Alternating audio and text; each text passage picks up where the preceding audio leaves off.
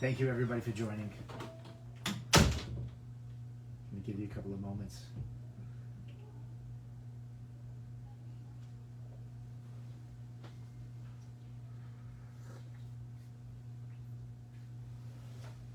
So many of you have been asking where I was. Why didn't you hear the Torah classes? Why wasn't I coming on? So, as I've shared with you, my Facebook friends before, I generally don't post when I'm out of town. Years ago we had a robbery, and I just don't put it in the public domain. My wife and I and children were out of the country, and we had the privilege of walking our second son label to the chuppah, to be married to our daughter-in-law Dreza, and we're very, very grateful to Hashem for this incredible privilege, for our wonderful daughter, for the simcha that we had, and that's why I've been absent. So, on a personal note, I was hoping to come back and to be deemed an essential worker, as our truck drivers, those in real estate, or in the food service industry, but apparently spirituality doesn't have the same value in this country, and I was not given that privilege. But the way I see it, that's really hashgacha pratis. That's the way the Eibishter wanted it, God wanted it. So now I'm in house arrest for the next 2 weeks, and with Hashem's help, I will be teaching every single day. I'm going to go back to my regular schedule at 1 p.m. each day live. It'll be on youtube.com/Rabbi Mendel Kaplan rather than Facebook. I don't have the privilege of being able to broadcast on 2 platforms simultaneously, only because that was set up at Shul. I don't have it here in my house. I'll have to use my iPhone.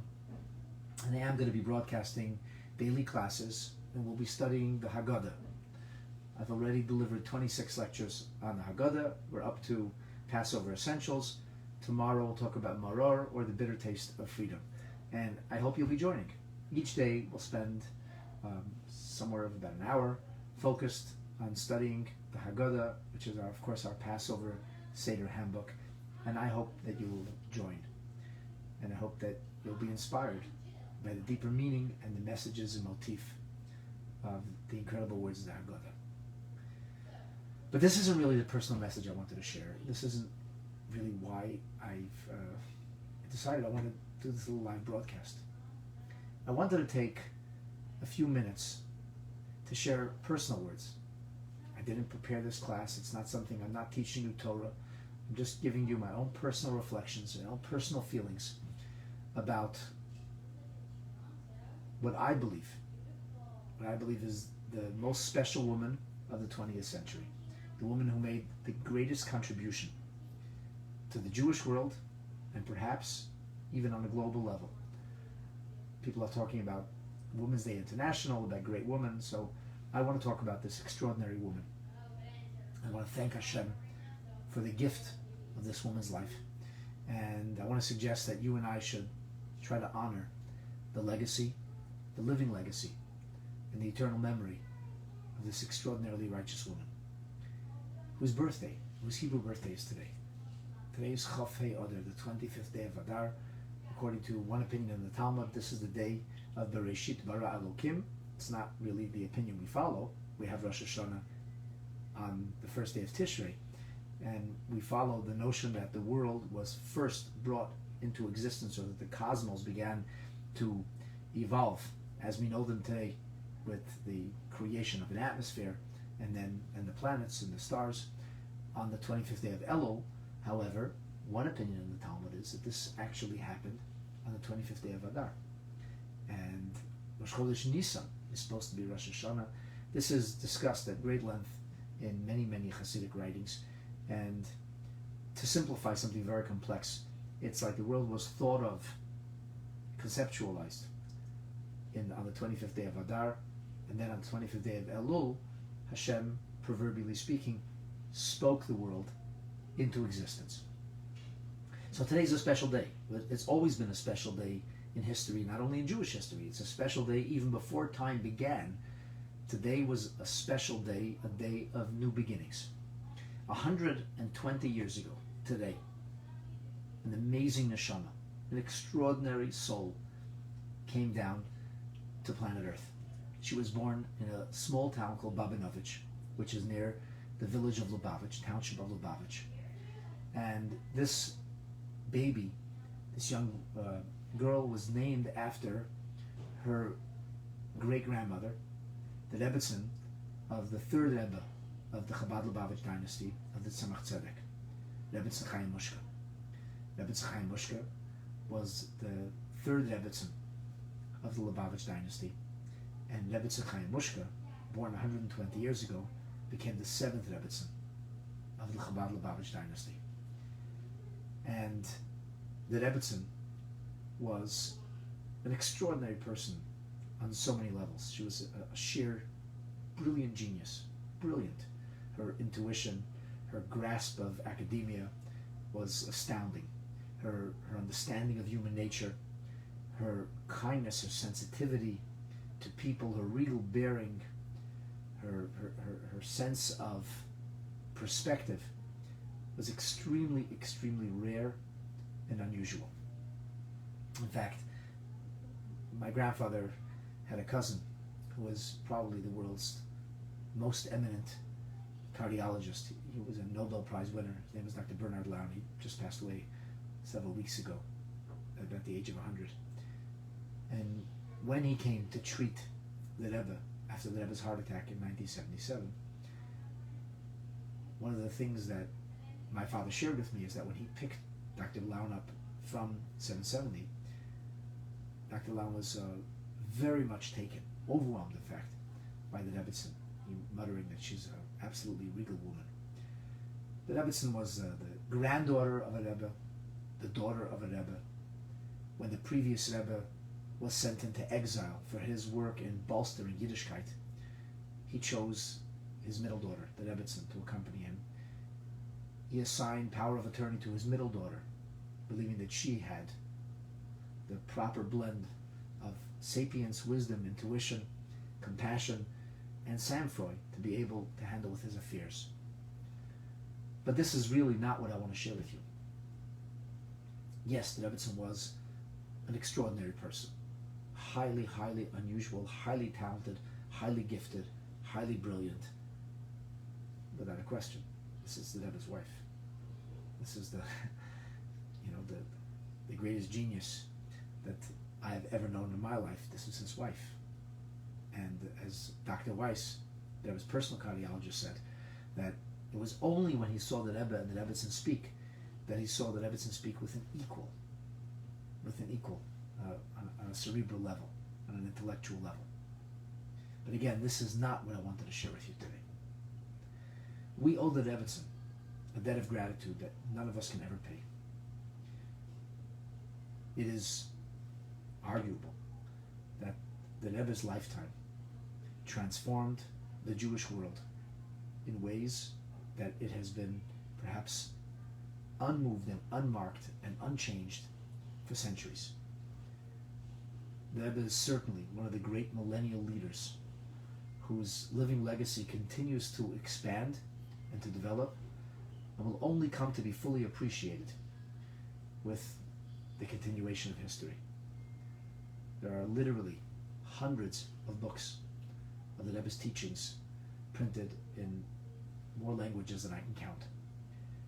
The Rebbe's personal interactions with tens of thousands of people over the course of his 40 illuminated years of leadership, terrestrial years of leadership, continue to resonate.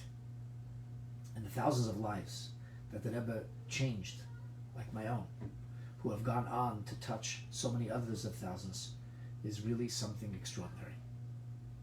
But here's what most people don't know. And this is personal. This is personal because it's just my feeling. It's not Torah. I'm not speaking to you about an objective truth that I can necessarily prove under a microscope or in a petri dish. But this is my own understanding of things, give or take. Without the Rebbetzin, I just don't think the Rebbe would have been the Rebbe. The Rebbe was by nature a shy person, an introvert, a genius of the highest order, but not a person who was necessarily outgoing, didn't look to engage with others. Some people thought the Rebbe was a loner. He really lived in his own world, had almost no equals, he was peerless. Friends, social scene, it wasn't really the Rebbe's, forte at all. Very, very private people who knew the Rebbe in their early years, say a shy person. Very much like the Rebbetzin. People didn't know who the Rebbe was before 1950. People didn't really grasp the greatness of this extraordinary human being. And it was the Rebbetzin. It was the Rebbetzin who influenced things more than anybody else, so that the Rebbe would accept upon himself the mantle of leadership, to assume the role of Rebbe, and to devote himself to Klal Yisrael and to the world. The Rebbetzin had the privilege of her own beautiful private life with the Rebbe. We can't even imagine what that is. And the Rebbetzin, being a granddaughter of a Rebbe, a daughter of a Rebbe, she knew the kind of selflessness that defines the life of a Rebbe. She knew that once the Rebbe would be Makabel in the Siyas, once he would accept upon himself to devote himself to Chassidim, to Am Yisrael, and to the world, it would be boundless. It would be boundless devotion. The Rebbe would cease to live as an individual. He would only think about others. We're talking about a person. I speak about this in very graphic, literal terms. I'm not talking about holiness. What do I know about holiness? The Rebbe, for almost 30 years, spent 3 nights a week meeting everybody and everybody after spending a full day at work. It's just astounding.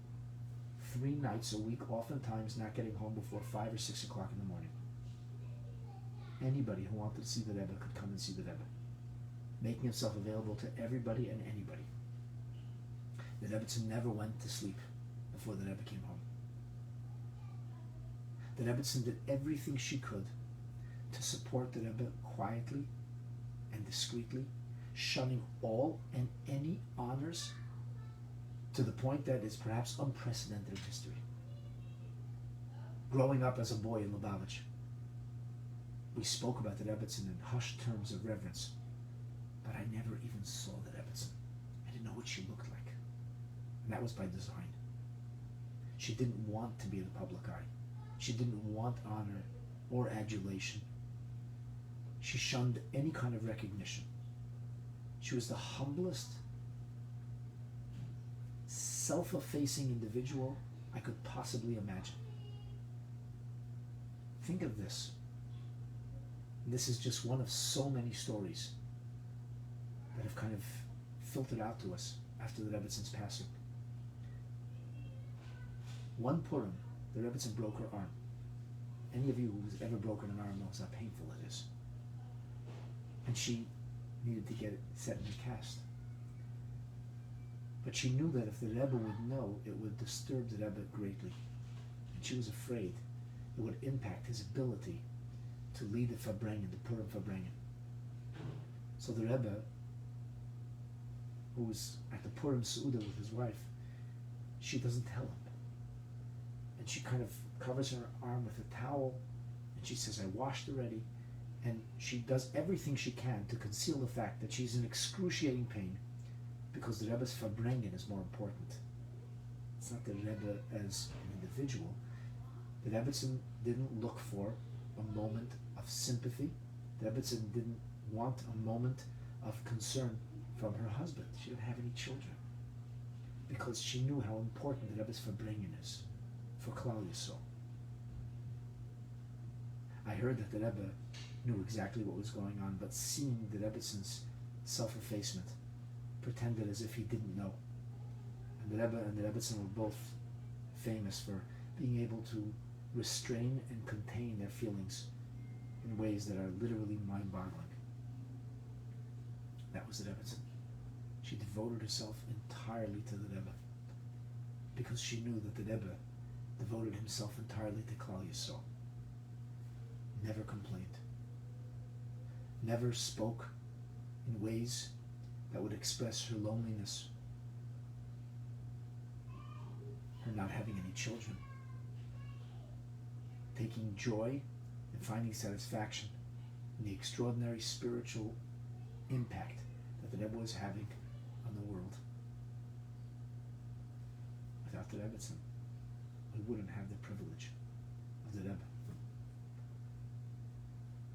A famous woman or famous person doesn't have to be somebody who's in the public eye. It doesn't have to be somebody who's well known.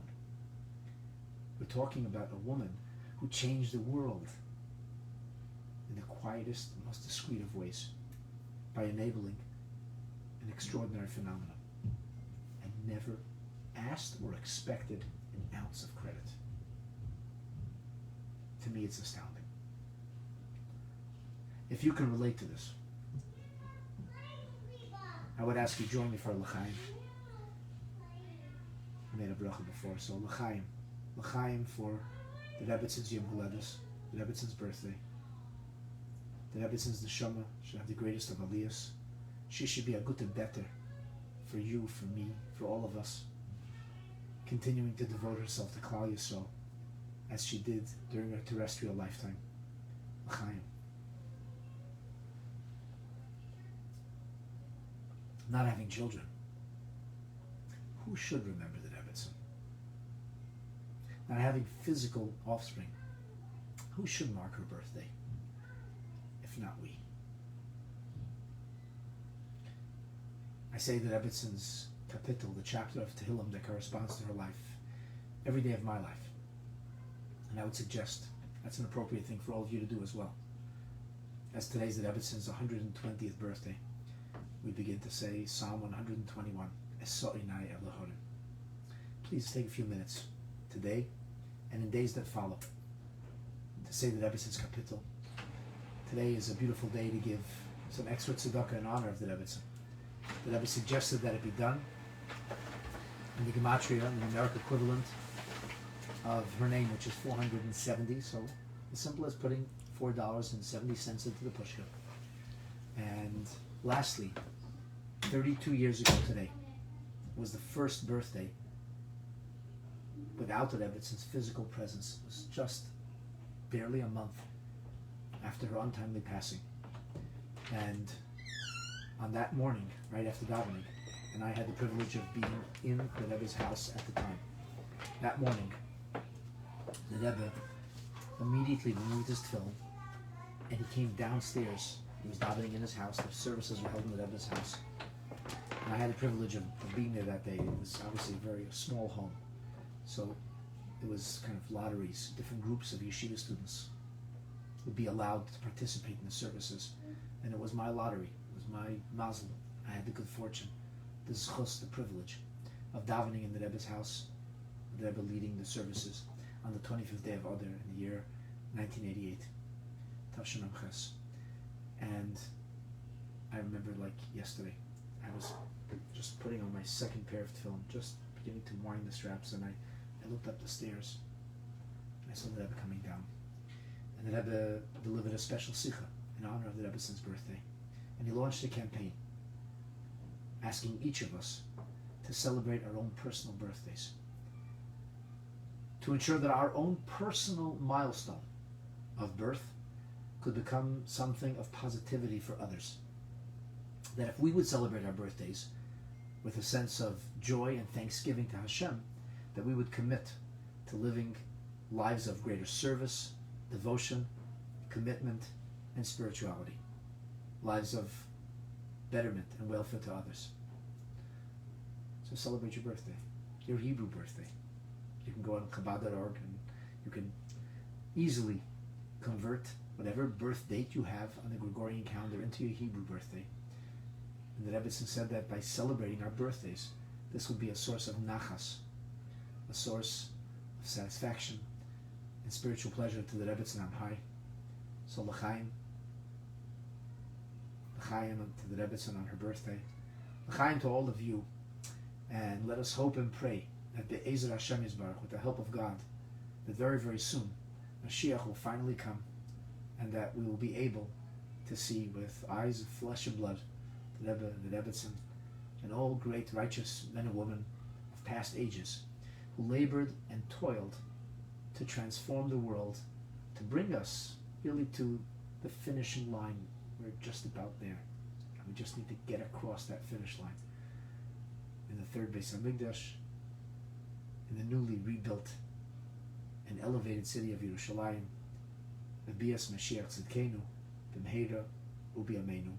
Amen. Thank you for joining me today.